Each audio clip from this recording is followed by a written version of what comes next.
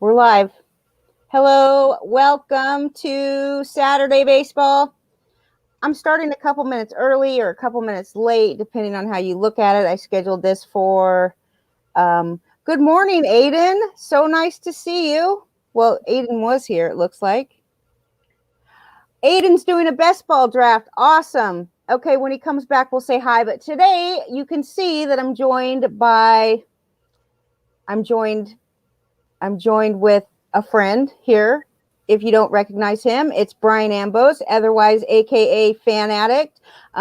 We've been talking recently because he has a friend at work who was diagnosed with COVID. So he got stuck at home in quarantine for the last, I don't know, you were there for several days, but the test came back. You don't have COVID, but while you were in quarantine, you had opportunity to work on your list. It's the list, and like if you're in the circle, you know what this list is, but I don't think we got one the last couple years, maybe just last year. But anyways, Brian goes through and he does position by position. He talks about the players late in the draft, like after what pick, Brian?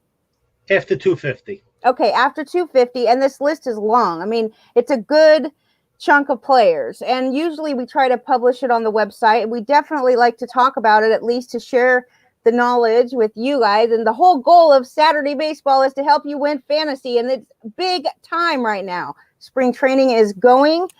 Pitchers and catchers have reported. Bauer is getting into drama already, which I love. You know, I'm a big fan of the drama. I mean, there's this girl at The Athletic, Molly Knight. She hates Bauer. She's a Dodgers writer, but like every article that she writes, she just can't stand this guy. So anyways, now he's having drama with Noah Syndergaard. Noah Syndergaard flipped him some crap about the fact that he dissed the Mets for the Dodgers, which, I mean, even though I'm wearing a Mets hat, I'm happy about the Mets today because they signed Taijuan Walker, which I think is an excellent addition. And here Brian is a big fat Yankee fan, and I'm a big fat Yankee hater. So, you know, we'll go back and forth about that. But did you see the drama with Noah Syndergaard and Bauer? I love it. I mean, so Noah, you have to know, like, here's the deal with Bauer. You can't talk shit unless you're willing to get the shit back, because if you attack, he will attack. And that's just the way it is. So when people cry about how he's not very nice to people on Twitter or whatever, if you're nice to him, he will be nice to you.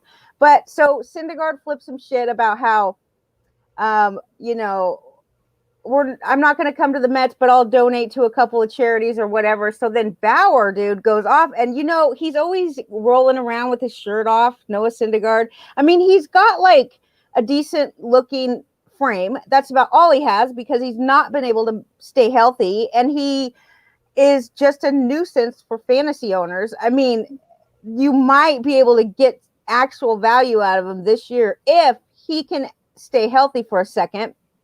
Either way, Bauer goes and finds some very rude, like if Bauer would have said the things that Noah Syndergaard said to this guy, he was like calling some dude on Twitter a bitch. You know, but Mets fans are kind of ruthless. They kind of take after the Yankees fans, which are absolutely ruthless. Go ahead. I don't care about that he called a fan that was trolling him on Twitter a bitch. The part that was interesting was when he told the one guy that was talking to him about putting a shirt on, why don't you show it to your wife? She'll like it. I know. That's kind of stepping over the boundaries there. Holy moly. So this guy says, DeGrom is just winning Cy Youngs and you're trying to be a superhero. You'll probably block me because you're soft. And then that's when he called him a bitch. And then Bauer, of course, is going, he's digging up this stuff. It's not that long ago on Instagram. So it was very current. And then, what's the best one? The Mets fan says, put on a shirt, you tool bag. Yes. Get through the lineup 2+ times consistently and play a complete season. Put a shirt on, you tool bag. And that's when he turned to him and he said, why don't you show this picture to your wife? She'll like it. Oh, so of course, Bauer the hero comes around and says, that's just not acceptable. You shouldn't really be talking about somebody's wife like that. And he's right. I mean, if Bauer was, you should never bring somebody's wife in. But, you know, Twitter, it's like the war zone. Listen, Men talk crap, but there is gentleman etiquette. You don't talk about another man's woman. That's just wrong. For You want to sure. talk crap about the guy himself all day long. Not only that, talk shit about a guy's wife, no good. He doesn't even talk shit about the wife. He says that you're going to get laid and she's going to be thinking of me. That is wrong. Holy it's crap. Wrong. It's wrong. He should be punished for that. For he real. Should take a fastball to the head off Bauer in the first matchup when he comes back. But I'm sure Molly Knight has been totally triggered by this interaction on Twitter. Either way, I do want to bring up some positive news. I couldn't believe that the Yankees were not going to sign Brett Gardner. And I just said, why is this guy still a free? Like, why is he still available? He deserves to retire as a Yankee. He's been with the team for 16 years, like 14 in the majors or something like that. And what's your first response when I say that to you this morning, Brian? There was never a doubt that Gardner wasn't going to be re-signed. The Jay Bruce signing was just basically backup. It's an invitation to spring training. Teams do it every year. Listen to me. Gardner, he's the babysitter and the bodyguard for this team. He's homegrown. He's the unofficial captain. There was never a doubt. I see a lot of people worrying about Clint Frazier losing at bats. He's going to be there. He's going to get a little bit of at bats. He's not going to get solid playing time at this point in his career. He's not an everyday player. Gardner's not, but what is it worth to be a clubhouse guy, a veteran presence?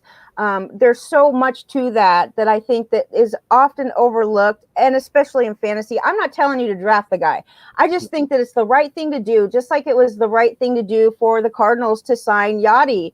Yes. I mean, it's just the right thing to do. And yes, he's going to be depth. The guy is almost 40 years old, but he does take a walk. You have to give him that. I mean, he can get on base. That's for sure. You're not going to get a lot of stolen bases out of him anymore, but he will get on base. And then the rest of the guys, like your friend Judge or Stanton or perhaps Gary Sanchez, should be hitting him home. Yes, I agree. I mean, I'm not so sure that he's going to even be there in the 9th spot majority of the time, but to have that leadership, to have that experience in the clubhouse when you have a younger crew, that's priceless. $4 million is nothing to a major league team. I mean, we go back last year with the pounding on the dugout with the bat, and there's intangibles, especially in a COVID era where somebody's got to keep people in check. He's going to give you that. He's going to give you that, and you have to re-sign him for whether it's not even about the money. It's just they could have given him a blank check, and as long as it made sense, just put the guy in pinstripes for one more year and let him retire a Yankee. As George said, he has to retire a Yankee. Just would be wrong otherwise. George, I love it. He says he deserves it. It's kind of romantic. You're right. It is kind of romantic. It's like one of those things. It's just part of the family. So, okay. The COVID test came in for Major League Baseball players. Not only that, but so you have the roster players, the non-roster invitees, the Tier 1 and 2 club staff members are required to complete the intake COVID protocol. It means like getting your temperature taken, doing a 5-day quarantine, just like you. So you were quarantining with the rest of baseball just over the last 5 days. And they came back, and we have 13 positive tests. And this would be 9 players and 4 staff members, 11 different teams. And that's really good considering they gave 4,336 total tests and only 13 were positive. So 0.3%. And we move on from there. I think that's good news. What do you think of that? I'm not buying only 13 positive tests. Why? Because I'm a general manager of a company with less than 100 employees, and I have 4 going right now. So you want to talk about MLB with people bouncing around the world at this point? It's 13 that we know of this morning, Andrea. Okay, fine. But 4,300 and something came back. Now, here's the difference between your company and, yes, you have positive COVID at your company right now. But over the past year of COVID, testing, how many times has people in your company been sick with COVID? We're at a total of 9 in a year between our 3 facilities. Okay. So anyway, let's just be positive about that. It's good news. We're excited about it. Today, we're going to talk about your list. We're going to go over some players on your list. And then if you have to go, that's fine. I'm definitely going to go over. I've done a lot of work preparing, so talking about some spring training previews, some position battles, and I hope everybody in the chat room is getting sound. And let me know, Matt Hooper. He's not here now, so the show is on. Let him know, George. Tell everybody in the chat room we do have a show. They just have to push play, and if you can do it, George, anybody can do it. So there you are, fan addict. I just wanted to make sure the chat was working. We're good. Okay, let's get started with your list. It's called The Later It Gets. Why do you name it The Later It Gets? I try and figure out something every year. Something new? Something new every year. Sometimes I'll do it's January. Sometimes I'll, because just to put late round value is just boring. So Okay. this year I wrote The Later It Gets. Sounds good. This, what was I going to say? Last week I did sleepers. This week we're going to do this, The Later It Gets. These are basically sleepers, or just really, I guess not sleepers, but just late round picks. You do a lot of NFBC drafts, so Yep. we're talking 50 rounds. The later it gets, the players start to dwindle down. But of course, how do you decide on which of these players that you choose at that point in the draft? Okay, so every year, right after New Year's, I'll start my first $150 draft champion 50 round, the 15 teams. And you go through it and you go with, let's just say, memory off of last year. And you can't go off ADPs because they're all over the board. So you go through the draft and then you see plays that get picked and you're like, I like that one. I like that one. By the time you get around to the second, I'm at 6 now. I have 6 in the books. I'm working on 7. I start putting together some notes as I go through it. And a draft, everybody says it, and it's a cliche. The draft isn't won at the beginning. It's constructed in the beginning. The value is found in the mid to late rounds, especially in the draft champions, where you could pick up great draft capital from rounds 20 on to 40, and from 40 to 50 is a crapshoot. You might as well just roll the dice. And I mean, you get lucky sometimes. You don't. A couple of years ago, I grabbed Jordan Alvarez, 44 to 47 overall. That was a score for me through the year. I won some good money with it. But it's based on roster construction. That's the key. That is the key to late round picks. They have to be based on roster construction. Correct. What you're working with and what you need. So catcher, we'll start with catcher. The catcher is always late round picks. It should be late round picks unless you're going for a guy like JT Realmuto, which, I mean, there's an argument to be made for that. But we're talking, I don't know if you have these in order as far as where they fall in the ADP. Do you guys? Yeah, I do. Okay, good. So Buster Posey is the first one on the list. I definitely you have Buster Posey, Yadi Molina. These are 2 veteran players that are probably going to give you consistent, batting average, at least for sure. That's always a case with the catchers that you, if you get batting average, that's something, right? Correct. Absolutely. You don't want that 200 to 230 batting average to kill you, because that's hard to recover. Batting average is a very underrated stat that people forget about when they're drafting. For sure. They definitely do, especially in these days. But do you know the batting average, overall batting average, the average MLB batting average is 240 now. Based off of last year. Based off of last year and, just the current seasons. Even before that, it's been just going down. But 240, do you remember when the average batting average in fantasy or, across the league was 270? 280. Yeah, 240 was not okay, but now it is. A 20% strikeout rate is okay. Actually. Yeah, imagine. Yeah. Okay, so we have 3 true outcome hitters now. Now, moving down the list, because these guys, you're going to have to draft these guys kind of early, actually. Yadi is going at 276 overall, and Buster Posey is 263. And to me, this is still a little early to be drafting a backup catcher, don't you think?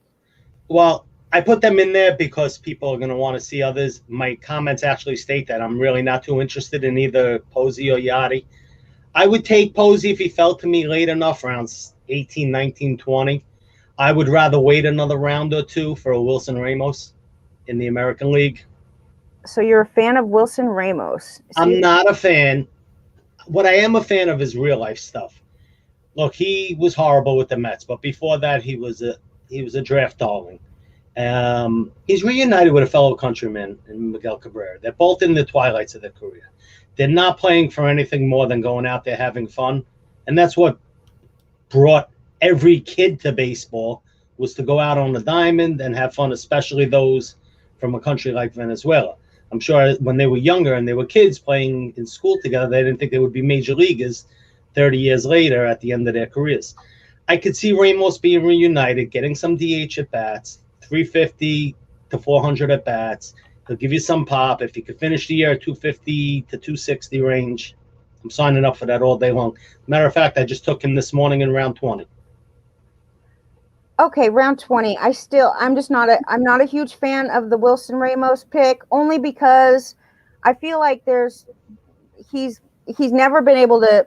Catchers don't really play a full season they don't get a full season of at bats anyway, so you can count on that. Pretty much no catcher does. There's a few that are looking to see quite a bit of playing time, but that kind of counts for me. And then the fact that there's younger, up and coming talent. What about Jacob Stallings? So this guy is not young, to be clear, okay, but he definitely has a grasp on the job in Pittsburgh, which is another bad thing. I don't know. I'm not really a fan of him either. Let's pick someone else. Well, the thing with Stallings is a lot of people are on him because of the playing time. But what kind of production is he going to do in a team that has nothing surrounding him? Again, if you're going to draft the Stallings, you want to try and wait to the 350, 400 range, because you're not going to get any pop out of it, and you'll get a decent average. And I believe he's 31, and at this point, Pirates aren't going to hold on to him. All you need is a contender knocking on the door in July, and he's gone. I love the Tom Murphy pick. Okay, I really like. I remember. I do not forget 2019. He batted 273 at 18 home runs, and last year I think it was just really bad. So I think he's going to be going. You don't have an ADP on here for him, but he's after 328, and he looks like he's before 3. He's right around the 320s is what I'm assuming for Tom Murphy. Go ahead. I'm going to give you an ADP. Let me just check it for you. Okay. Murphy is currently going at. Please hold. Okay. And Yan Gomes is another one. He's going to actually get a good chunk of at bats with the Nationals. He's ADP 320. He's probably not going to hit 280, but if he hits it, 260 is great. He could hit like double-digit home runs. The fact that he's going to get a decent amount of playing time. I love my favorite, and not on your list, but maybe you should add him, is Roberto Perez. Okay. Roberto Perez is excellent defensively, so he's definitely going to be getting at bats. He is the main catcher. The pitchers love him. He was really committed to getting in shape this offseason. He lost some weight. He's in the best shape of his life. A couple years ago, we saw him hit 20 home runs, and that was on a part-time basis because he was sharing time behind the plate. Now he's the main catcher. I just love Roberto Perez. I'm not giving up on him after he screwed me last year. Okay. I still like him. I think the power that Perez put out was an outlier. The problem with him is because I don't see him doing it again, and I don't think he's that type of a bat. The batting average is going to be right at the 200 range. Murphy's ADP, by the way, is 370 over the last 2 weeks, which is a value. Because Torrens doesn't scare me at all. I'm not a Roberto Perez guy. I feel he's going to be hitting at the bottom of the lineup. Which catcher hits in the middle? That's cheap. Like, that's late round pick. Wilson Ramos hitting, Andy. Okay, here's the thing. In 2019, you're going to say it's an outlier, and probably it's an outlier because he had double the amount of at-bats that he had any other season. So, of course, it's going to look like an absolute outlier. But I will reiterate that he has lost weight and he's in the best shape of his life. And me too. he's the best catcher. He's the best defensive catcher in baseball. For me, I think the upside is there. He's already shown that he can. He does strike out a ton. He is absolutely typical of a catcher. But wherever he's going in the ADP is worth it for me. He's at 460. And you know what? If you did start working on your bench before you filled your second catcher spot, which I have done in numerous leagues, I can see filling him in there, but I think you better try and find another backup as it gets even past that to at least play the matchups. And there are some guys that I like later on to be your third catcher. Remember, we're talking draft champions only. I'm not talking redraft where it's a 30-round draft. Because if you're carrying a third catcher in a 30 roster team, you better rethink your strategies. But like if you want to go 470 to 500 range, a guy I really like in that spot is Victor Caratini. Okay. When the trade happened, my eyes, they just jumped up. I get it. Everybody likes Nola. I think Nola's value was in a team like Seattle where there was less pressure and he could bounce around the field and play other positions. I think Victor Caratini is going underlooked. That's we true. know they brought him in to be Darvish's catcher. I could see him with another start or two a week, and I think you're going to see some real nice production in that lineup. That there's going to be enough to go around for everybody on that team. And I wouldn't be surprised if they finish with the same amount of at-bats come the end of the season. You never know. Austin Nola can play all over the place too, so he could be kind of like a utility guy, and if wherever they need him. I mean, that's one good thing about Austin Nola. You still have on your list, which I remember from a couple years ago, Jorge Alfaro. You're still liking him, huh? No, read it again, Andy. Okay, it says this is where it happens. His ADP is at 276. I've been touting him for 3 years. That's true. I've been wrong about him. I just feel I admit it. Well, he moved teams. He changed. Didn't he move? Is he playing in Miami? He's in Miami. He was with the Phillies. Okay. Miami is not that great of a ballpark for hitters, but I agree with you. It depends on where he's going. 276 for me. I'd rather just wait and get somebody later, but I see that you still have faith in him. So I just wanted to bring him up before we move over to, well, there's one more. I got to bring up Elias Diaz. He's catching in Coors now, right? So he's hitting in Coors is what I should say. What do you think about him? Is he going to get it together? I have to put the recency bias behind me on Elias Diaz. Elias, however you want to call him. I was loaded up with him last year. I had to have over 10 shares. Complete flop. Didn't happen. And, in draft champions, you can't just cut him and walk along. I loaded up on him after round 40 all year. I do a few with Adam Ronis as well. And Adam was like, yeah, I like him. Let's grab him. Disaster. Did nothing.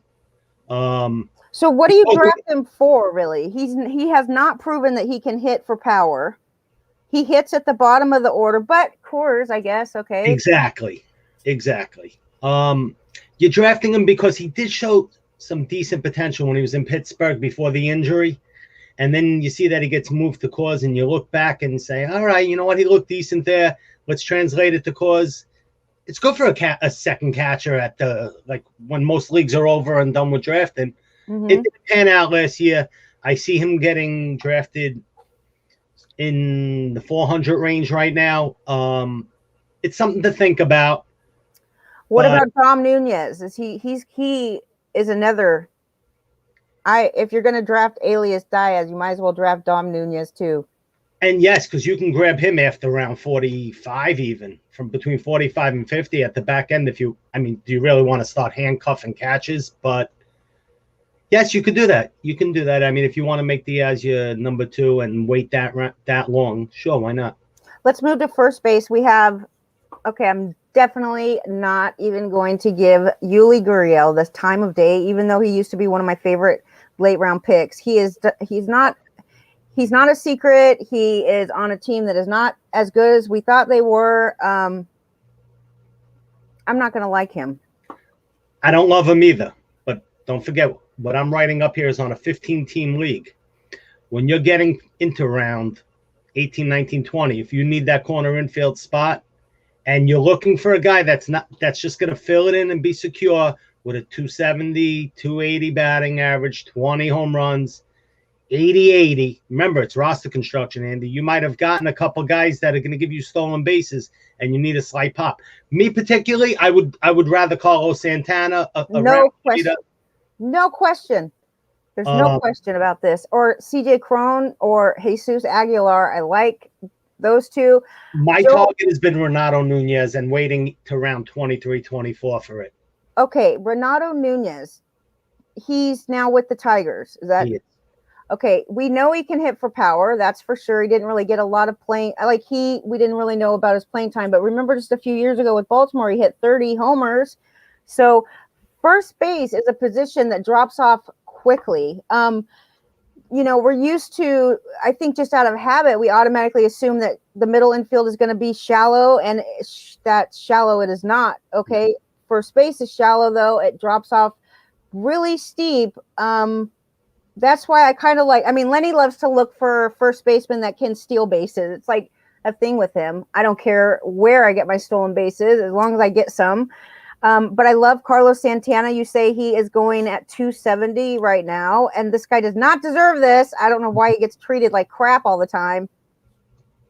Because he went to Kansas City and people are underrating him. That's ridiculous because Kansas City's actually been fairly active this offseason, and I don't think they're going to be that bad. I mean, I don't think they're going to compete, but I do think they're going to finish above Cleveland. That's just I think you're going to see a competitive team there. I think they brought in some veterans really to be around the young pitching staff and to teach them certain aspects of the game. They have a very deep roster when it comes to potential pitches. I think you'll see some maturity. They're not going to win, but they're going to fight you. Hunter Dozier is one that I noticed. I'm looking a lot at Ron. I don't want to fight him. What'd you say? I don't want to fight him. That's a big boy right there. Is he huge? I don't know. I don't even know if he's huge or not. I don't even know what he looks like. All I know is that the numbers say that Hunter Dozier could be a good late round pick with no liabilities, according to Babs, which is Ron Chandler's assessment sheet. It, brings into consideration assets and liabilities, but Hunter Dozier is going rather late in drafts. He's not on your list, but it looks like I do think that he's worth a mid to late round pick for sure. I think Lenny traded for him in our dynasty league, or he was trying to. So anyway, let me check in with the chat room. And who else on the first base list do you like to talk about? Well, the reason Dozier wasn't on the list is his ADP is sitting at 238. So I started at 240. I agree with you. There's talent there. He's okay to fill that spot, but why not wait 150 picks later for Renato Nunez? Well, it depends. I mean, if you look at the depth chart, you see Hunter Dozier, and I do like some position eligibility. I don't know how many times he played at third base or first base last year, but he's listed on the depth chart both. He's the starting third baseman, and he also is the backup first baseman. So depending on if he qualifies at multiple positions, I mean, he also plays outfield. Yeah, he's definitely. So you have Andrew Vaughn on the list. I was going to definitely talking about the White Sox today in the preview. So stick around, everybody. Andrew Vaughn. I feel like he's, you have him, you have Nick Madrigal. It's like for fantasy purposes, I like them. They're young, they're talented. Like Vaughn's exciting. He skipped AAA completely, but what is he going to do for your fantasy team? He makes great contact. Other than that, I'm not too sure about that I would want to draft him, even if he opens the season as, the White Sox DH or whatever they're considering allowing him to do.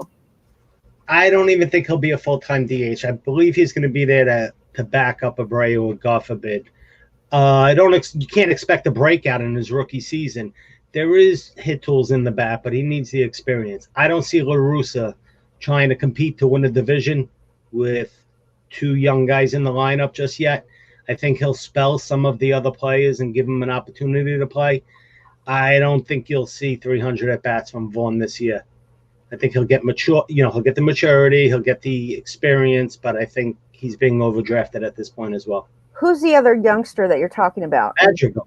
Oh, Madrigal. Another one that this guy has a great hit tool, right? But he has zero power. He has zero, but he has a contact in the 90s, I think. Anyway, I just looked at Nick Madrigal. I hear his name a lot. I'm not a big fan of rookies to begin with, but I do there's a couple rookies in Baltimore, a couple of youngster starting pitchers that I'm going to talk about later.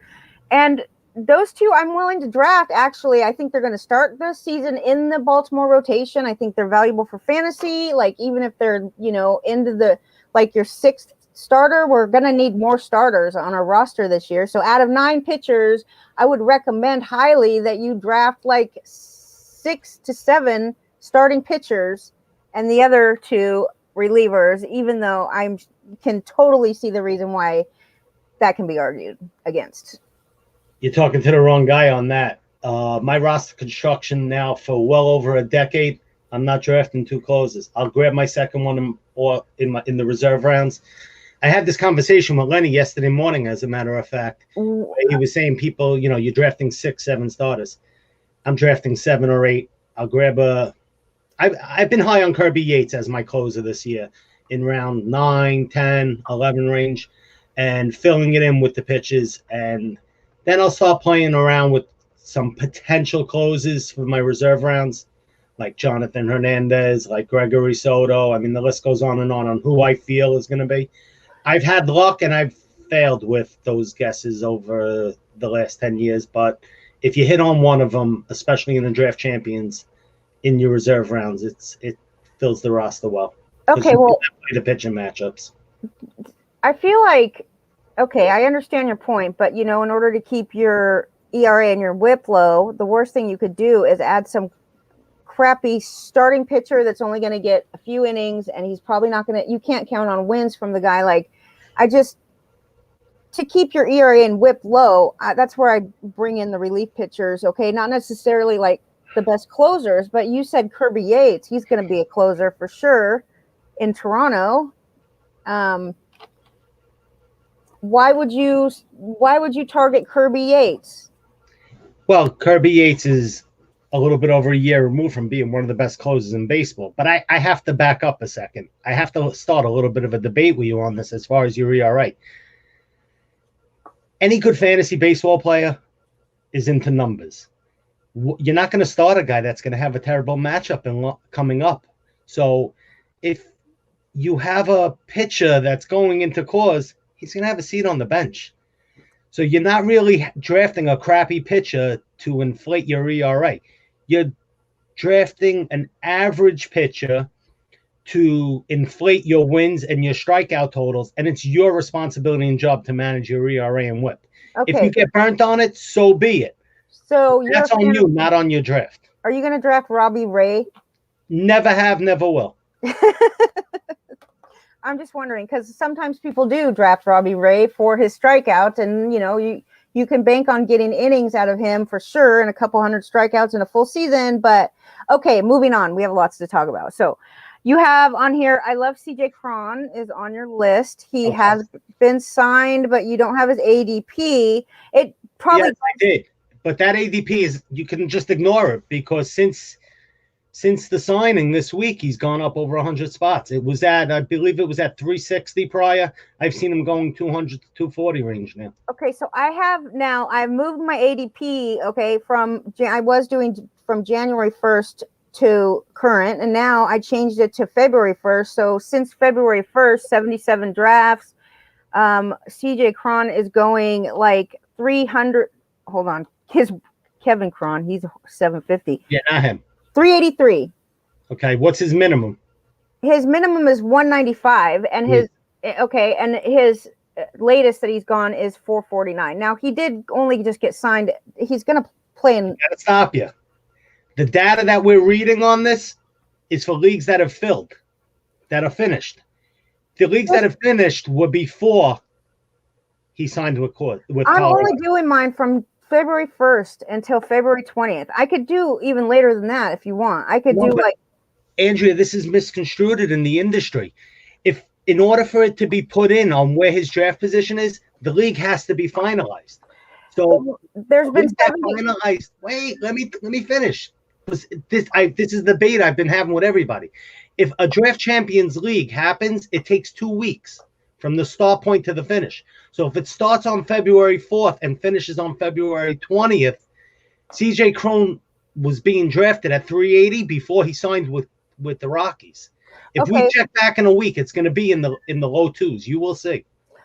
Okay, that's fine. And there is something to be said about that. There's all NFBC drafts, they're all combined here. But the best thing about NFBC ADP is that you can narrow it down. You can do the draft champions if you want, which is absolutely true. Your point is valid. There's also best ball, there's auction drafts, there's satellite, like there's all kinds of different types of drafts. So they're not all slow, drafts. But anyway, it does absolutely combine with the draft champions, which is a slow draft, and it takes several weeks to get it done. There's been 77 drafts since February 1st that have completed. I never thought of that till you brought it up. So that's good. The Great Fantasy Baseball Invitational, I missed it again. I have to sign up again or something. Anyway, I'm not in that. Are you in that? When's that draft? I didn't go back this year only because taking over as GM at my work, I had to back out. I did compete in it last year and the year before. I had a well showing, but I can't overextend myself in those type of leagues right now just because real life is allowing me to do other things that I have to minimize it and behave myself. Take care of your family, make a living. I used to do 20 to 25 leagues a year. I have to cut back to 10. No problem, dude. So that is a good point, though, about the drafts. Make sure you pay attention to ADP. It's all inclusive, depending on but you can narrow it down if you just want to see a certain type of draft. You can narrow down the number of teams in the league. So for these 77 drafts, it includes 15-team leagues and 12-team leagues and whatever other combination that there is. So, okay. I just don't want to beat a dead horse much longer, but I just want to let you know, in the latest draft that I'm in, CJ Cron went at 203. Okay, so he's definitely moving up, and he is on your list, okay, to watch. It's definitely one of those things you do have to pay attention. You can't draft him no matter where he is. It has to be at a good place. Should we move on to second base? Do you have more? Sure, let's go. I do say, what about I'm going to bring up Jesus Aguilar now. I think that he is climbing up the ADP. I do think he's going to get a good opportunity to get at bats. I think that he has proven that he is such a power hitter, even though his ballpark sucks for power. All of his home runs are on the road. But I do think he's going to get regular at bats. Pay attention to him in your draft late. And I don't think his batting average is going to really kill you. Okay, moving on. Nate Lowe, though. Should we bring up Nate Lowe? He got a new team. You can do that. Got a new team. He's not fighting for a spot now in the roster. I know Babs likes Nate Lowe somewhat. I don't think he has any negative qualities. What do you think? I mean, I can read what you wrote on here, or you could just tell what you think. I don't think the production's going to be there for Nate Lowe. When the trade first happened, I was a Nate Lowe supporter last year. I had quite a few shares. When the trade first happened, I was like, nice. Nate Lowe, Texas. That park doesn't play as well as the old ballpark did in Arlington. Okay, but we don't, it's covered now, right? So at least they're not going to have to fare the weather there. They're not going to fare the weather, but they're also not going to get the benefits of the humidity that was making the ball travel out of the old ballpark. Did you read that 5 undisclosed teams are adding humidors for the baseballs? And actually, there's already 5 or 6 teams. There's quite a few teams that already have humidors, so I think it brings the total to over. I don't know. I can't say for sure how many teams will have humidors this year, but why don't they say which teams they are? Why do they? I don't know why baseball wants to take away the power in the game and wants to take. Look, everybody likes seeing home runs. I mean, one of the biggest cliches in baseball is chicks dig the long ball. Why are you playing with it? Why are you playing with it? Let the power be out there. I mean, look, I'm the type of guy that'll go to a baseball game and enjoy a 1-0 pitcher's duel. Most don't. Well, there's something to be said about balls in play. I mean, depending on who you are, I guess. Yes. Look, power hitters are going to hit. You hate John Birdie. That's a bunch of BS. You hate John Birdie. John Birdie won't be on the Marlins by the All-Star break. Why? Why? Yes, they have Jazz Chisholm. They have Isan Diaz that they have in their system. They're a rebuilding small market team. If they can get anything for them, have a nice day, Birdie. Have a nice day. Okay. Well, who else do they have to play every position? who else do they have? The utility guy. Is Jazz Chisholm reliable at his age? No. Between Chisholm and Diaz, you have your middle infielders. They're loaded with players like that. It's not just middle infielder. John Birdie plays outfield, third base. Harrison's knocking on the door. I'm sorry, I disagree with you on Birdie. He's going to steal some bases. He got off to a slow start. He was not. He did not do well at the beginning of last season, but towards the end of the season, he was stealing bases like a crazy man. And I do think he will steal quite a few bases. And yes, I agree. Maybe his ADP is a little high for what he offers, but because there's a few other players in baseball now, I think this year that qualify at more than one position that are going to steal a good number of bases. Like Joey Wendell is one that comes to mind, like right off the bat. But okay, he's probably going a little high. The next guy that I'll bring up is Dubois. Lenny's been talking about Mauricio Dubois for a while, but he's still going 276 overall. That's like round 30, round 28. The lineup spot is why. It's what it really all boils down to. He's going to be hitting ahead of the pitcher. If he gets a shot at hitting the top of the lineup, everything changes on anything we have to say about Mauricio Dubois right now. Yeah, he qualifies at outfield and shortstop, or he should. So you're still a fan of. You got to love Colton Wong, but let's not talk about Colton Wong because everybody knows Colton Wong by now. Yeah. Brandon Rogers. Lenny is a fan. I am not a fan. I do not think that he's anything good, but there could be an opportunity for him at second base now that we have some shuffling around over there. What's he going to do, though? He's total. I mean, this is not just recency bias for me either. Like, he finished. Well, no, it was Garrett. I like Garrett Hampson above Brendan Rodgers, and that's an argument that Lenny and I have a lot. But neither of them have lived up to their hype, dude, at all. Well, Brendan Rodgers really hasn't given the opportunity yet to try and live up to his hype. Hampson kind of has, not as much as he could have. I'm not a Hampson guy. I think Rodgers should be given an opportunity to see what he's about. Wait a minute. Rebuilding as well. In time, we'll find out. You say that he hasn't been given a chance to do his thing. Brendan Rodgers? Yeah. No. He was battling injuries. How many at-bats did he have last year? Last year, he only had 21 at-bats, but he batted .095. So I don't know how much of opportunity they're going to. 20 at-bats, Andy. Okay, this guy has not stolen a base since 2018 at AA. He did not steal any bases at AAA. Okay, neither year that he was at AAA. He has not even attempted to steal a base in 3 or 4 years. And so when you're talking about a guy that, this is one of his tools, I mean, supposedly, but he's still only 20. He'll be 24 in this year. I don't know if he's turned 24 yet or what, but he's still very young. I'm not giving up hope on him. I don't know where they're supposed to play him if he can't hit the ball. If they give Hampson a shot to play in the outfield and they give Rodgers the chance because they are rebuilding, the problem is what are they going to do with Story? And you're not going to have that answer for this year. I would stay away from both of them. Okay. What I wrote on Rodgers is let him play. There's a spot for him at second. They're not going to do that. You said enough with Hampson already. Yes, I'm not a Hampson guy. You keep saying stolen bases. I think the entire industry is jumping on the stolen base, and yet they're allowing other categories to go.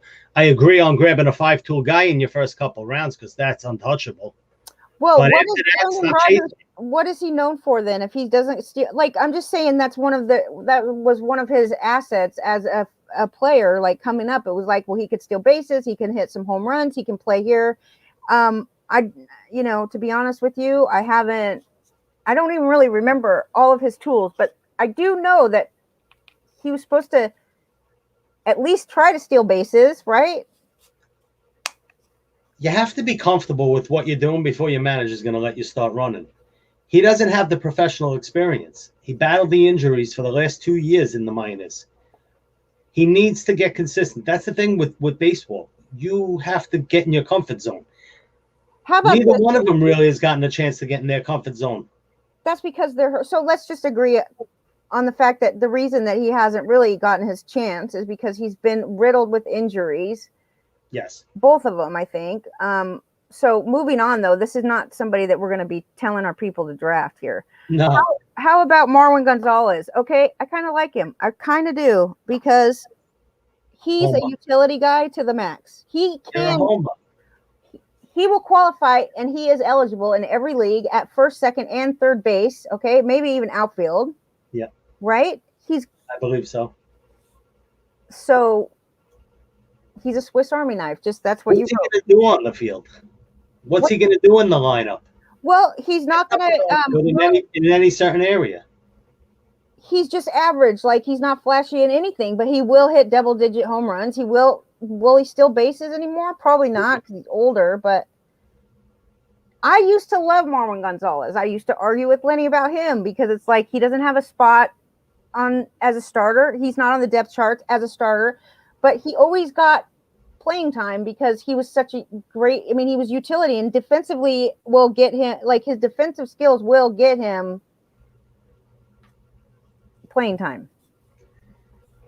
When he's in the lineup, still not going to give you what you need. I'm not wasting my middle infield slot on Marwin Gonzalez or Kiki Hernandez, for that matter. How about as a backup guy that you use only when you have a problem, like when you need to fill in at first, second, third, or outfield? That's yes, I would consider drafting him somewhere after round 30 to just have as a plug and play in the event that one of my main starters drops. Yes. I love Jonathan Scope on the list, ADP 390. Now this is just it's a catastrophe. I mean, Jonathan Scope should not be going that late. Okay, he hits 25 home runs in the middle infield, which you don't see that often. And same with Colton Wong. They're both going way late, but again, middle infield is super deep. So the guy I like, there's two guys I like this year that are going underlooked and very, very late. One is Shed Long. You love Starlin Castro, let me guess. I like Starlin Castro to fill in my middle in round 21, 22, yes. If I need a little bit of pop because I handled the speed earlier on. Why don't you like Dylan Moore, though? You said Shed Long. I'm going back to that. I like Shed Long. I think Shed Long's going to get the opportunities. I think that Dylan Moore is not what he showed last year. I expect his numbers to regress drastically. Again, people are overdrafting him because he ran a little bit. I don't think he has the tools to be a major league second baseman for 162 games. I just don't think that he has that. Okay. He does qualify at a couple positions, I think. He was on pace last year for 22 home runs. You said that you just don't believe that it could stretch out over a full season. I do not. But okay, so let's talk about what you do like, though. You do like Shed Long. Shed Long, I could see him giving you double-digit home runs, double-digit steals. Of course, it all matters of him being given the playing time and getting a spot in the lineup. And I could see him batting second after the All-Star break, after the Mariners start cleaning house and trying to build for 2022 and seeing what they have for the future. You really don't want to overload on Mariners to begin with. In the draft champions, if you want to grab Shed Long very late, his ADP right now is over 500. I believe it's like 515. Oh, well, in that case, okay. But he's still young, Shed Long. Yes. He's got potential, but I don't know. But at his ADP, for sure, you got to take a chance on somebody. That's the thing in fantasy. And we're not talking about like the most popular players on this list, but I'm moving to third base because I just found something. Before you move, one player I've been keeping my eye on that I'm going to be drafting in my AL only, and I'm grabbing after round 45 as well, is Jahmai Jones. Okay. That came over in the Alex Cobb deal. This kid has talent. More for Alex Cobb. You say he's got 5-tool talent, so he must be young. Yes, he's a baby. He's a baby. He does have the talent. He would have never gotten the at-bats with the Angels. They needed the pitching more. Putting him in a bandbox like Baltimore and with nothing to play for but having fun, watch the progression with him. I think we'll be talking about him a lot for next year, and it's somebody that could affect your standings after the All-Star break. So how old is he? Is he ready to come? I mean, because I don't have his birth certificate here. You want me to look it up? Because that I don't know. He's obviously a prospect. Yes, he is. He is, but he came up and had a little bit of an 23. opportunity with the Angels. 23. 23. Yes, he's 23. So, okay, we'll keep an eye on him. Maybe watch during the spring, but as the saying goes, like they're going to probably manipulate his service time. Even if they wanted him to be in the majors, they're still going to be like, you got to start at the minor leagues because we Absolutely. control you. Absolutely. He'll start in the minors, but keep those eyes open if in a redraft around the All-Star break or in the draft champions after round 45, you have nothing to lose drafting a guy at 700th overall. Well, I guess you do because maybe he doesn't play at all or get called up. But okay, I'm not arguing with you. There's not much there, Andy, after 700. Okay, who in the hell is drafting to 700 overall anyway? Is that really?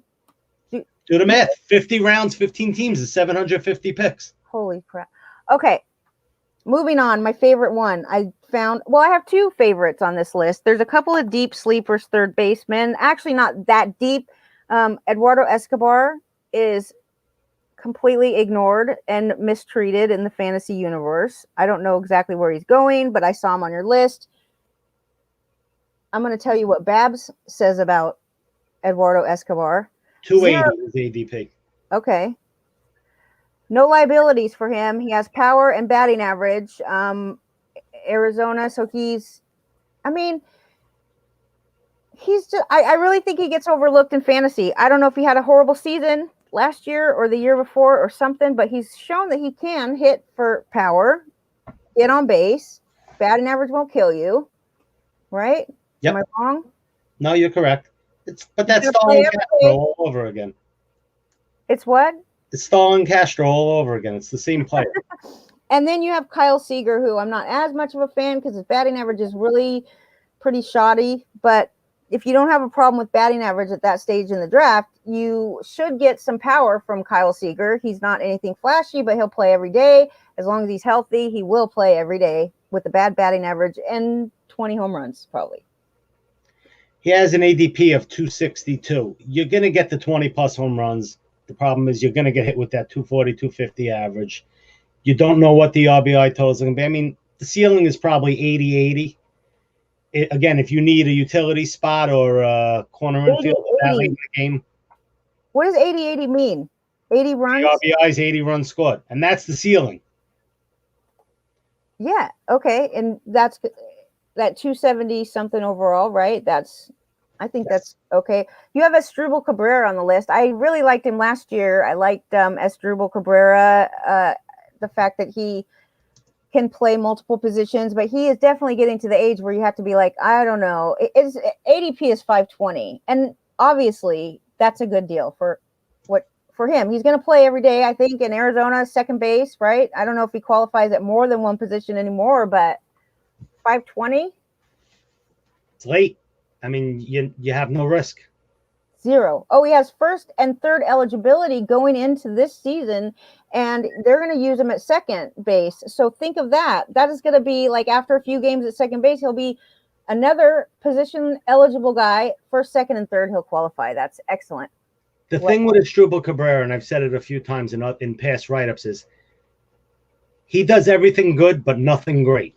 So he's not going to cross you. He's not going to hurt you. And if you need a guy after round 30, not a big pick at all. I'm all in on that. Yeah, for sure. I will take him over Marwin. Maybe, I don't know if I would take him over Marwin. I might not. Absolutely. I'm taking him over Marwin. The playing time will be better.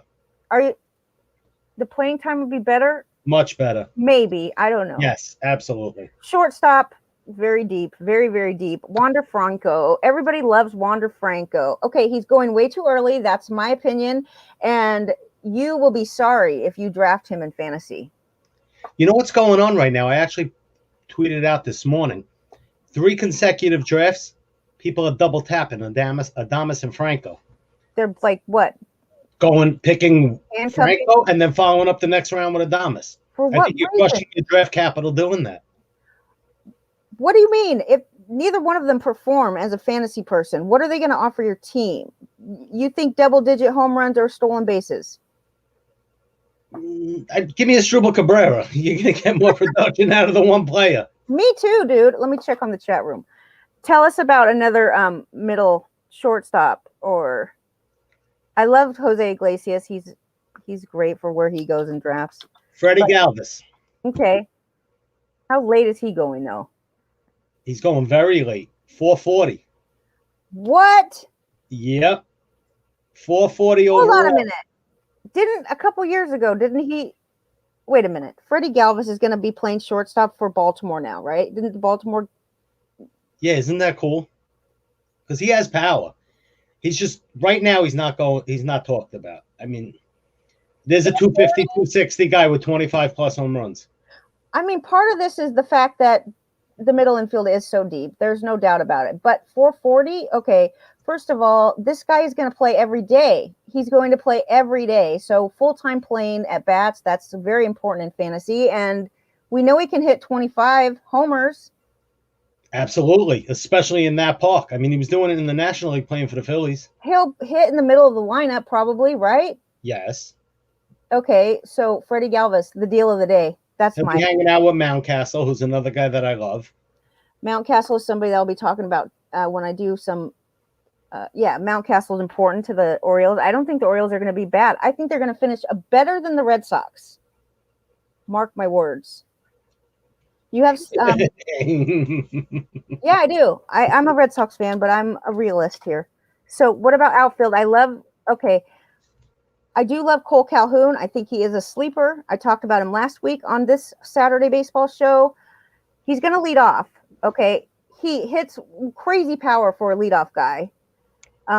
Batting average, and you could do better in the batting average department, but this is somebody that you draft later in the draft when you figure out your roster construction and you say to yourself, like, I could stand to get a guy that's going to hurt my batting average a little bit because I drafted, I don't know, somebody great, Mike Trout or something. I don't know. Jose Iglesias. Even still, I'll stay away from Cole Calhoun. Jose Ramirez. Either way. Okay, you're staying away from Cole Calhoun at 260. Why? I think there's much better options. You can wait another round or two. At that point, you're going to find a lot better options on the board. Like from who? My experience in drafting this year, I'll Don't pass tell me Aaron Hicks. Don't say Aaron Hicks, please. Listen, I love Aaron Hicks this year. I know, because you're a Yankee fan. And you're it has nothing to do with being a Yankee fan. He could be playing for your team if he's batting. What do you love about him, dude? If he was on the Red Sox batting between Devers and Bogarts or JD, I would be in on him on the Red Sox. So that has nothing to do with my Yankee bias. I just wonder what you like about him. Lineup spot. He's going to be hitting between Judge and Stanton. When is he? You can have LeMahieu at the top of the lineup. You can have other guys at the bottom. Last year he was crushed with the recovery from the Tommy John surgery. And the year before that, switch hitter. You can't. I mean, look, I'm not drafting him in the top 15 in the first 15, 16 rounds. Let's get that straight. Okay. And current ADP. I'm just saying, is way above what you're offered at that point. Cole Calhoun or Aaron Hicks? Absolutely, Aaron Hicks. No way for me. All right, they're going to both hit about 240. Hicks is going to give you 5 to 10 stolen bases in a much deeper lineup that's going to put up a lot more runs. In whose world is he going to be healthy? That's the question. Who's to say that Cole Calhoun's even on the D-backs come the All-Star break? What? Why wouldn't he be? Why wouldn't he be on the team anymore? Because they're a rebuilding team. Why wouldn't they trade a veteran for a chip? And he doesn't run at all. He's hitting at the top of the lineup. He's 230, 240. He doesn't run. I'll give you that. And you're telling me that you'd rather have Hicks because he steals 5 bases. 5 to 7 and hits between Judge and Stanton. Your counting stats are going to be a lot better. Judge and it's also 40 picks, 35, 40 picks after Cole Calhoun that I'm grabbing Hicks. I'll pass on Calhoun and wait 2 rounds and grab Hicks. Yes. So then you'll have 3 injured guys with Stanton, Judge, and Hicks on your team. You'll have 3 injured. I didn't say I was drafting all 3 on one team. I'm not that foolish. Come on, Andy. All right. Talk to me about Nick Senzel. What a disappointment Nick Senzel has been. It's time for him to step traded. up. He needs Eugenio Suarez to get traded to get the playing time. Again, another guy not getting comfortable, not getting his everyday at bats, getting banged up here and there. I don't think this is the year for him as well. You have a problem with another friend of mine, Mark Kana, which is another friend of mine who's going to get playing time, by the way. Let's make a bet. I will bet you some kind of steak dinner, okay, on Long Island somewhere when the restaurant's open. Let's go full bowl. Peter Luger's. Come on. Yay, Peter Luger's. Okay. What are we betting? I'm going to bet that Aaron Hicks gets less at bats, then take your pick, Mark Hanna or Cole Calhoun. I'll take either. I'm not that foolish to make that bet. Because Peter Luger's only takes cash, you know. You have to bring like a whole mob wallet with you when you go to eat there. Okay. I can handle that. But I didn't want to touch that one. We could do that. Okay. But we can make a different bet as long as we make a bet on something before this day is over. And it's going to be against Aaron Hicks batting at bats. Number of at bats, Aaron Hicks. 4 1/4 to 475. Your wife is going to be so annoyed at you. Why is that? Because She's that is not annoyed. a good when just I'll give you a chance to take it back because I wonder when did Aaron Hicks get 475 at bats? Why can't he? I just want to know. Well, probably because he never has. So I just wonder when he will. He's 31 now. So let's see. He did have one season. He had 581 plate appearances. That was in 2018. Okay. So you got that going. And he did hit 27 home runs. We know he can. And he stole 11 bases. Okay. The stolen bases, you can kiss those goodbye. But he did steal 4 bases. Why is that? Okay. Maybe I'm wrong. Because No. he stole 4. He was on pace for 11 stolen bases last year. Okay. In a full season. He was on pace for 570 plate appearances. Mm-hmm. And how many walks? I don't know about walks. Why do I care? No, maybe you should know. I'm caring about, aren't we betting on the number of at-bats that Aaron Hicks? I said 425 to 475 because of the amount of walks that he gets. His plate appearance is going to be much higher than that. Yeah, okay, let's do plate appearances. Because Okay. that's where he does shine in his plate appearances. Because look at his walk total, Andy. Look at his OBP. Let's just talk about his plate appearances. Okay, we'll give him credit for the times that he walks up to the plate healthy. Let's give him credit for those. I think you're going to see over 550 plate appearances. So let's make a bet for 500 plate appearances. We'll cut it off at 500. Like 500, I'm good with. Let's just bet on that. 500 plate appearances. I say no way in hell. You say yes way. You want to put a Luger dinner on it? I do, but Lenny might kill me. But we I was just about to say my phone's exploding right now. Lenny's like, no. I'll tell you what. I'll buy dinner regardless, and you'll give me my accolades after he has over the 500 at bats. Okay. I'll take it nice. I won't take your money from you. So Aaron Hicks can hit. There's no doubt about it. He can hit. He does not hit. He hits lefties better than righties. Do you worry about this? Because he definitely hits lefties better. Is there any kind of platoon? No. If he's healthy, he'll play every day, right? If he's healthy, he will play. He has a 15+% walk rate. Last year he had a 19% walk. So does Brett Gardner. So what? They both have a great. We're talking about Aaron Hicks, not Brett Gardner. I'm just saying. We spoke about Gardner in the beginning. If he has 500 plate appearances and he has 15% walk rate, how many runs scored is he going to have in that lineup? Is there any reason that if he has that, he can't have 85 runs scored? If he has that. Okay, but we're betting on that. We're betting on whether or not he will score runs for sure. If he gets plate appearances, if he stays healthy, he will score runs in that lineup. There's no doubt about it. You don't even have to worry about lefty, righty, walking, nothing. But I just went over to the chat room. George lists that his site has Hicks at 462 at bats. Okay. So now if you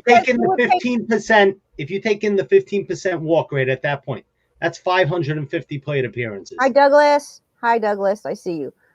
Franchi Cordero, is he going to get? I don't think so. So George is with you. George is on your side. He says that he would take the 500 plate appearances. Lenny, I wonder what you would do. I wonder what you would say, Leonard. Since, anyway, but George says. So I just want to put something out there, and I want to see the responses on the chat room. Okay. If I tell you Aaron Hicks, and I'm not even going to shoot for the moon with this, 245, 25 homers, 80 runs scored, 80 RBIs, 8 stolen bases. Okay. How many are in on that in round 18 of a 15-team draft? Round 18, you say? Round 17 or 18 in a 15-team draft as your fifth outfielder. Fourth or fifth outfielder. I want to know how many people in this chat room sign up for that all day long. Okay. And George has already George has already said that he takes your 500 plate appearances. I got J.R. Matz on my side. He says, no way. He's not going to do it. All right, Lenny says no. Okay, so at least if I lose. That's it. I'm all in. Lenny says no. I'm all in. Okay, then at least Lenny and I are on the same side. So if I lose the bet, then we made the decision together. So we got to remember to talk about this next January, February. There's no talking. It's Peter Luger's or bust. That's We it. can do that anyway. I'll tell you what. We'll broadcast from Luger's. Okay. I can't wait to go there. I can't wait to just go to a restaurant again, but I definitely can't wait to go there. That is so exciting. I'm always trying to make bets about Peter Luger. You guys, even after you lose your bet, I'll buy you Luger's. Okay. Yeah, with all your winnings, I know your best advice for fantasy guys that win fantasy, NFBC, big leagues, championship leagues. What's the best thing that you do? What's the first thing that you do with your winnings? Reinvest it to the next year. You buy your wife a gift. I actually did do that with a DraftKings winning. Good. Yeah, I wasn't foolish with that. Not a crappy purse either. It was a handbag, a good one. Come on, Andy. My wife's high maintenance. I don't have it like that to get away with that. Okay, Franchy Cordero, we're talking next. I know I skipped around, but Franchy Cordero, I have to say I'm probably bitter and biased. I'm a little bit torn. I was a Franchy guy for the last few years. I was starting to get invested with him in Kansas City. I'm a little worried about the playing time in Boston. I'm going to be monitoring him over the spring. If he looks well, I'm all in. The talent is there. He'll give you a little bit of running. What does looking well mean? Because he's another problem child with the health problem. I just want to see him on the field. I want to see him energetic. I want to see him working to get a full-time job on a major league team, not being lazy. It may sound crazy, but I've watched Gary Sanchez in person. I've watched Robbie Cano down in Tampa. They're lazy. Yeah, they're on the field every day, but it's like, give me the ball. I'm not looking at that. I want to see somebody that's trying to make a career for himself, be somewhat energetic, try and get himself a contract, try and be a ball player. Yeah, before his career's over. He's been friends with Fernando Tatis. They like grew up playing baseball together. And one thing that drew me to Franchy was just the Tatis was bragging about the speed. Like Franchy Cordero runs faster. He was saying that Franchy runs faster than I do. Like, and that's saying something because Tatis is, arguably going to be the best offensive guy in fantasy this year. Well, Franchy Cordero doesn't surmount. Speed isn't the only thing that surmounts to stolen bases. You got to be your awareness, your smarts. This guy is supposed to have speed and power. He's supposed to have, and he looks like he is a great athlete, but he has not been able to. Well, number one, he never had a spot in San Diego, so now he's with Boston. There's no competition for a job right now, so he's got that going. But this guy can't stay healthy. This would be like, I'll give you like 150 plate appearances for Franchy. And, we could bet dessert on that or something because I don't even believe it. I just won't believe it till I see it. And maybe that has to do with somewhat of laziness. I don't know. I never thought of that before. But look, we're all shooting from the hip on Franchy right now because we haven't nothing yet. So I'm just telling you what I've seen over the last 5 years of him being some kind of, not enough. You haven't seen him given the opportunity to play every day. And last year he was starting to come on when he got his injury. Okay.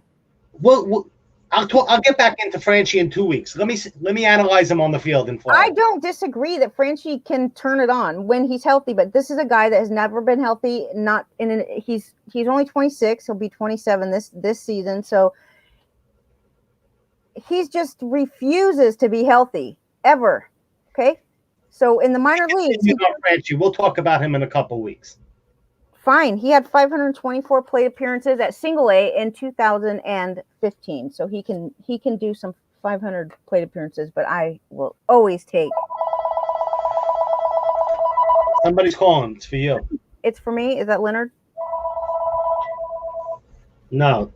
It's my wife's grandmother, but she can answer it upstairs. Okay, let's hurry up with this. We're talking to Brian Ambos, aka Fan Addict. We're doing he's got a list. This year it's called The Later It Gets. The later it gets. Brian Reynolds is on here. We're doing outfielders now.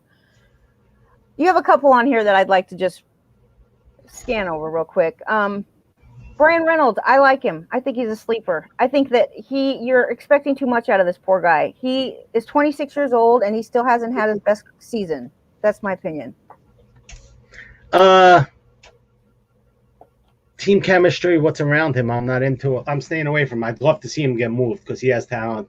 If he could get a playing spot on a contending team with some expectations behind them for a full season, I would be all in. I really don't want nobody on the Pirates this year. Well, when is he hitting arbitration? Because they'll probably trade him before he hits arbitration.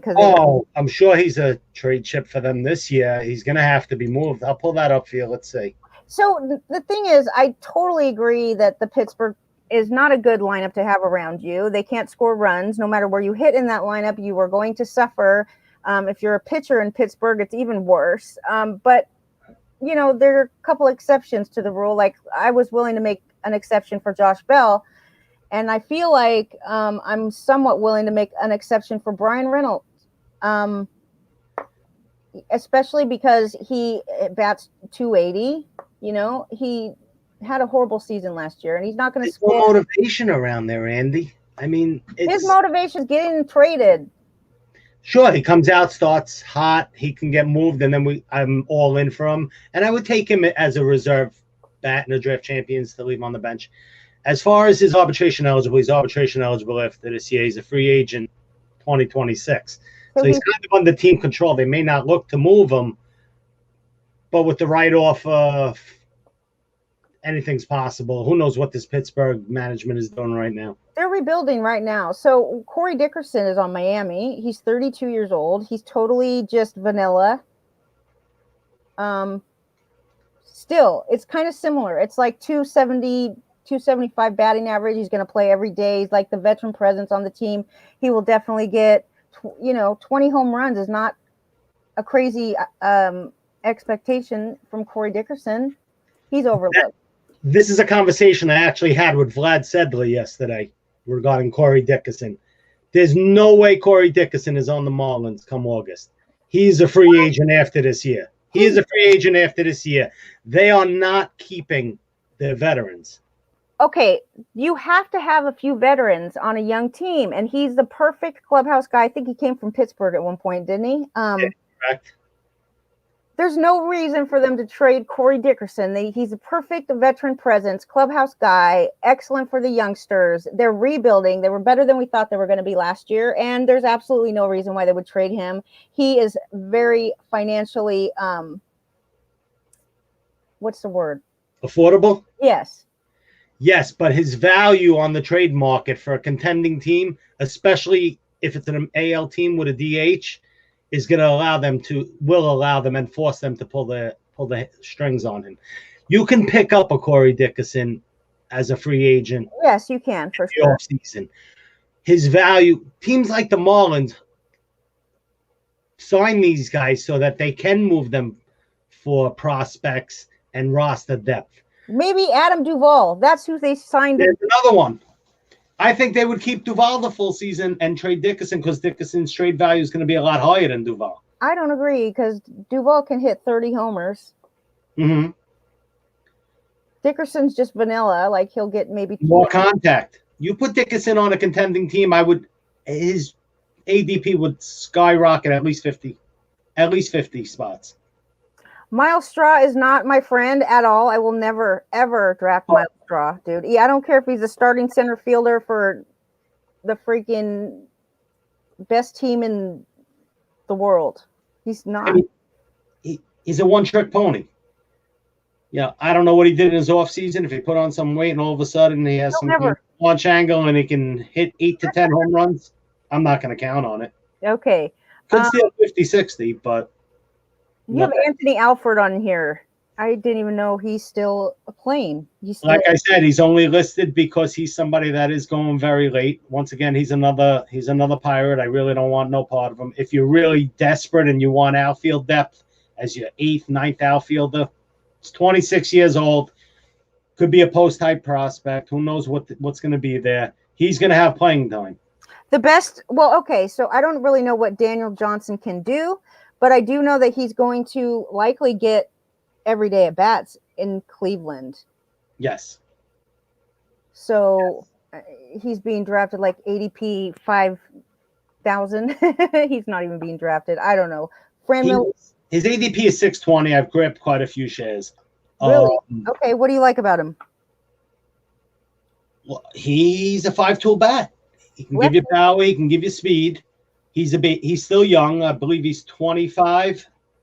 There's zero risk grabbing him at that range. From what I understand, the Indians are going to allow Josh Naylor to play first, and that's a guy I absolutely love. And he might be my vote for the most underrated player in all of fantasy baseball right now. Also, a guy that I feel could be a fantasy baseball MVP with what his ADP is. Hopefully, me saying this right now doesn't get him knocked off the top of my queue in this recent draft champions. I don't think I don't think. Are you drafting against anybody in the chat room? Probably not, but just in case. But so be it. Look, if that's my thoughts on him, I might as well let it be out there and let people know what I feel on him. I'm in round 22. I'm going to bump Naylor up 2-3 rounds and grab him now. That's another guy that came over from the Padres that I've had the opportunity to watch play, that I think he was very uncomfortable when he made the move to Cleveland last year. And I think now he's going to be out there just playing for his future and to see what he's capable of. And with being at first base, drafting him as an outfielder at this spot and grabbing that corner infield eligibility, I feel that's going to be huge for me and the way I've been drafting. We'll find out in due time. Hopefully I'm not wrong. There are quite a few guys that I'm right on every year. This is the guy that I'm high on this year. Okay, so we're pretty much done with hitters. And I was saying, because we've gone now for an hour, that's usually what I do. I also have a whole bunch of stuff to talk about for spring training previews. Maybe I'll hop on like in a little while and do that if you're not around. And we do have all the pitching. We haven't done any of the pitching on your list, so we have to. I just don't like making the show like super long because people don't have that time and stuff.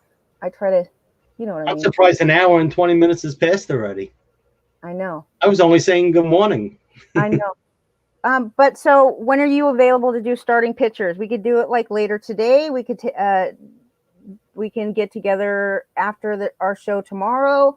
I know you have a family. You're a busy guy. You definitely can't do it on the weekdays.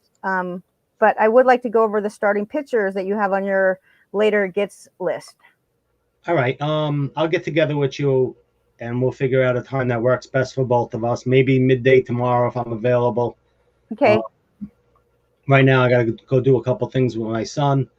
I'd like you, if you could, anybody that was in the chat room, if they want to get a copy of it, they can reach out to me, or you can send it. I'm going to publish it on the website. It's harder to explain exactly what I put on paper with this list by going through our conversation without understanding everything in general. I'm going to publish it on the website, and then I'll even better. That would be awesome. Let me know after you get that done. Will do. I will do it today. And for everybody, Malpal, if you're not busy, or whoever's here, like JR, Matt, and Douglas, and anybody that wants to come on and hang out with me later, I'm going to come back maybe in a couple hours because it's definitely I did a lot of work for this Saturday morning show before I knew that Brian was going to come on. So I ruined it, huh? No, you didn't ruin it. I could talk baseball all day, and that's my life, baseball. So I'm really lucky in that respect. And I could as well, but would it be in my first day out of quarantine? I got to go hit Lowe's. I got to go hit Walmart. I got a bunch of things to do, grab some stuff from the office. Okay, dude. And more snow, so stay warm. We're not getting more snow, are we? We just got 8 to 10 over here in the last storm, and they're saying again more for Monday. As long as it keeps staying the same as it has been. It's been like a few inches here, a few inches there, then it melts, and then we get more snow. That's okay. I don't mind. Out on the island, we had 24 in the big storm, and we just had between 8 and 10 the other day on Thursday. I'm done. Well, George lives in Jersey. You're in Jersey. George lives in Jersey. You guys should hang out for beers. Hey, George, I'm up in Central Jersey. Everybody, meet me here later. I'll let you know on Facebook. I'll schedule it. Hopefully, you guys can come back and talk some more baseball, like this afternoon sometimes. And then I'll publish his list, and we'll get him on for some starting pitchers. But enjoy your day. If I don't get to see you again, and tomorrow is Lady in the Legend. And by the way, I got the prize. I can't tell you, but Malpal, your prize is on the way for winning the combo league because I just got it today, and then I'm going to send it to you. But it will come. It's well worth it. And tomorrow, Lady in the Legend, 7 to 10. And then George, of course, at 6:30. And Douglas will be on Monday night with Dan, 10 o'clock. Then we have the happy hour on wait, that's me on Tuesday with Ray Flowers this week. Tuesday baseball with Ray Flowers this coming Tuesday, and then happy hour, and then the rest. Okay, bye. Yeah.